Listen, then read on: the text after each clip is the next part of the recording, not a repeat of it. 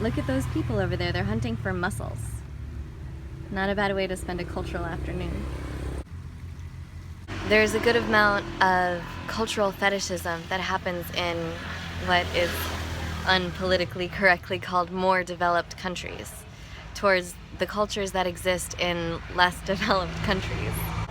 And this is one of the more disgusting faces of ignorance and privilege around the issue of culture that we see. People wearing Native American headdresses at Coachella, decked out in traditional Guatemalan printed textiles that are now sold as part of yoga clothes made by Target. White frat boys listening to hip-hop music, getting all psyched up on vodka, Red Bulls, making comments they don't even understand, or racist and hitting on girls whose signals they don't even see, or telling them when to stop, or whatever. Obviously, cultural appropriation is not the most savory aspect of life in 2016. However, it is an aspect of life, and as such, it's worthy of observation. And my way is to begin with observation before reflexive morality. Because I get why you would see this and be disgusted and want to say, we're gonna make a culture where this doesn't happen anymore.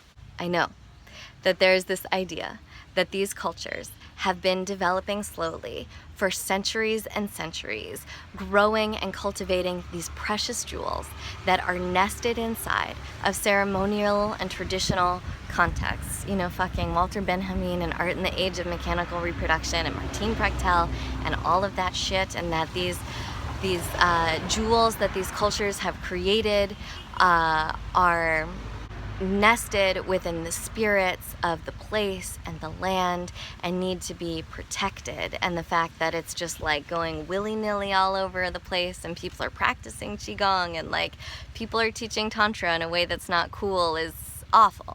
I know that there's this idea out there, and I know that when someone teaches Tantra in a way that's not cool, it sucks.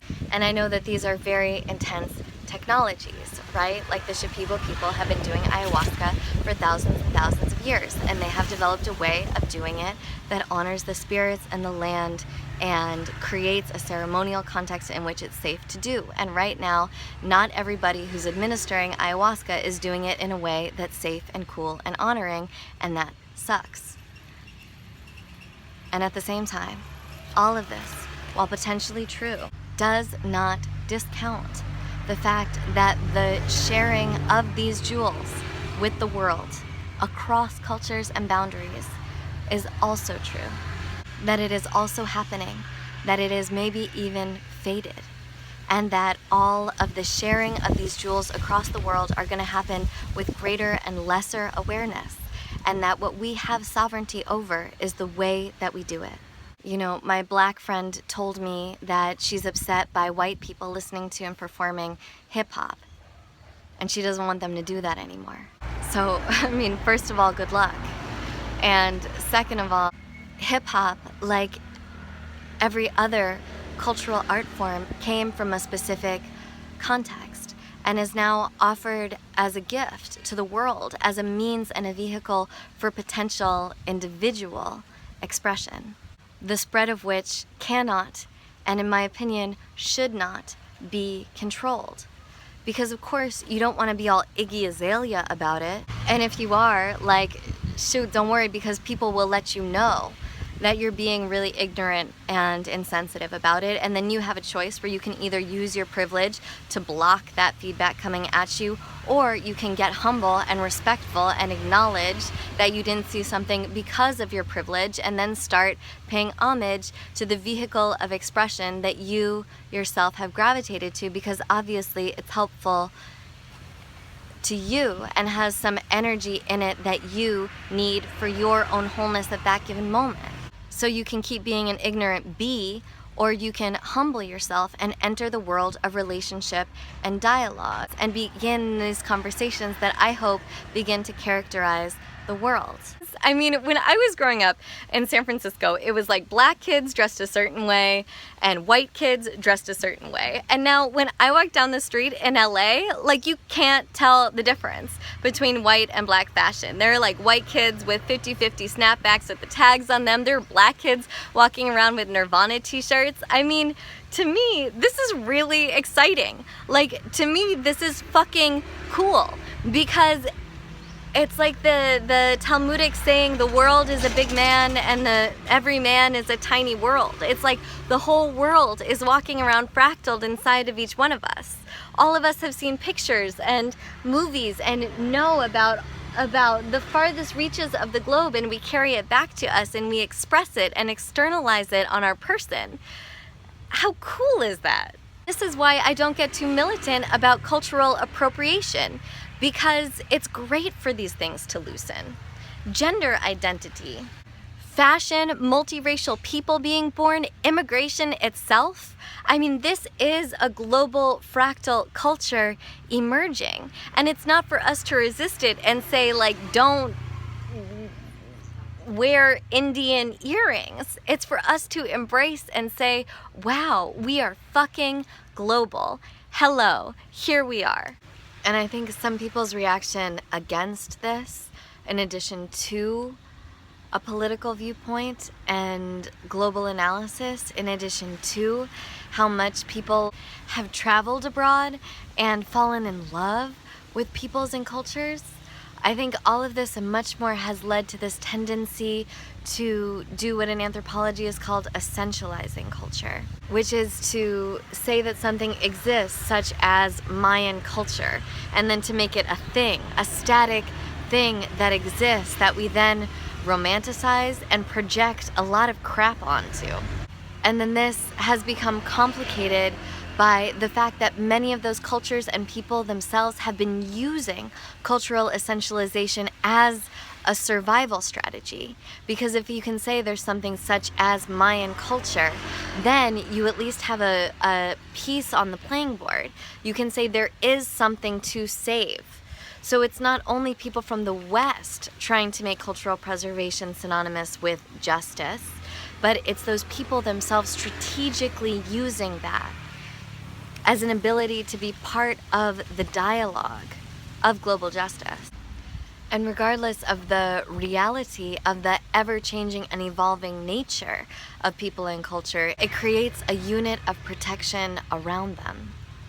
But to essentialize culture is its own kind of cultural appropriation, because once again, what you're actually doing is reducing a culture to a series of symbols and units, that you sing this music, that you wear these clothes, when culture is and always has been evolutionary through that same process I was talking about at the beginning.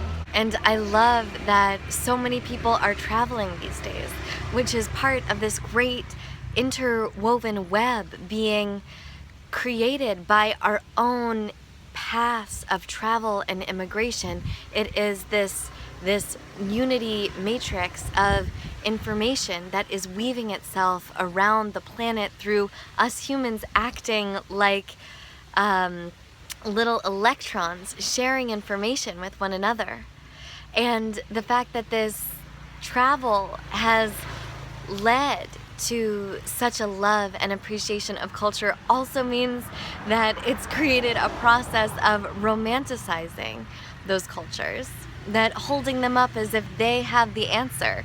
When Terrence said the reason why you go see a shaman in Latin America is not because the shaman has the answer. You go there to realize that no one people's, no one culture has the answer, that we complete each other, and that there's still so much missing. There's still so much that's emerging through us to continuously complete itself. Through that same process I was talking about at the beginning, that is now characterized by diversity and interaction, encounters and exchange. That wholeness is ever emerging, and that all of us, past, present, and future, are part of that wholeness.